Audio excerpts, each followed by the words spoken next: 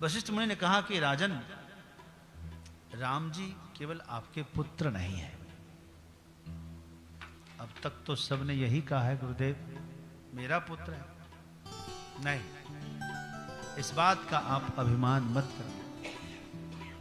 अच्छा एक बात बताइए कि पुत्र का क्या कर्तव्य है? पुत्र का वास्तव में क्या कर्तव्य पता है? पुम नाम नरका त्रायतेति पुत्र। आप सब जरा समझो, जो पिता को नरक से स्वर्ग पहुंचा दे, पुत्र पुण्य करे और अपने पूर्वजों को प्रदान कर दे, पुत्र के पुण्य से पूर्वज नरक से स्वर्ग में चले जाएंगे, वही पुत्र होता है।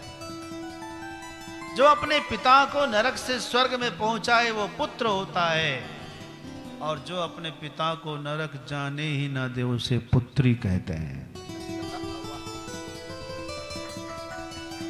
अपराध करने ही नहीं देगी, मना कर दे, पप्पा नहीं करना। हाँ, जो अपने पिता को नरक जाने ही ना दे उसे पुत्री कहते हैं, और जो आपके घर को ही स्वर्ग बना दे उसे पुत्र वधू कहते हैं।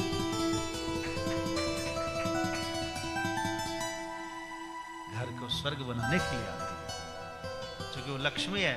लक्ष्मी जहां रहेगी वो तो स्वर्ग ही कहलाएगा भाई, है कि नहीं? तो आप ये बताइए कि पुत्र का कर्तव्य क्या है? दशरथ जी ने कहा कि पिता को स्वर्ग पहुंचा दो, बहुत अच्छा। और यहां जीते जी, ये तो पिता के मरने के बाद का कर्तव्य है। जीते जी बोले, जीते जी पिता पर जब भी कोई संकट आवे तो पुत्र उनके साथ खड़े मिले। पूरी दुनिया, पूरी कायनात एक तरफ खिलाफ खड़ी हो जाए तो पुत्र उस पिता के साथ खड़ा होता है। इसी दिन के लिए पिता पुत्र पर गर्व करता है कि मेरा बेटा है मेरे साथ।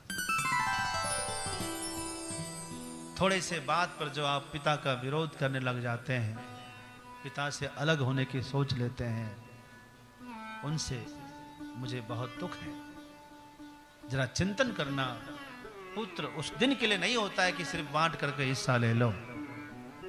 पिता तो पुत्र को देने के लिए ही कमाता है। पिता का आखिरी सांस भी यदि पुत्र के काम में आ जाए तो पिता वह भी हंसते हंसते प्रदान कर देता है, ले लो ले लो, तेरे काम में आ जाए तो कोई बात नहीं। मरते मरते भी पिता सब कुछ दे के जाता है, उसी के लिए कमाता ही है। पुत्र का क्या कर्तव्य है? पुत्र का कर्तव्य है पिता की खुशी। बस 100 बात की एक बात, जिस काम से, जिस वचन से, जिस व्यवहार से पिता के चेहरे पर खुशी आए, पुत्र को वही करना चाहिए हमेशा। 100 बार यत्न करना चाहिए, पिता के चेहरे पर खुशी कैसे आएगी।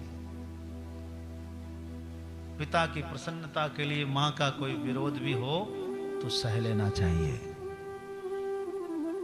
लेकिन पुत्र है जो पिता को प्रसन्न करे।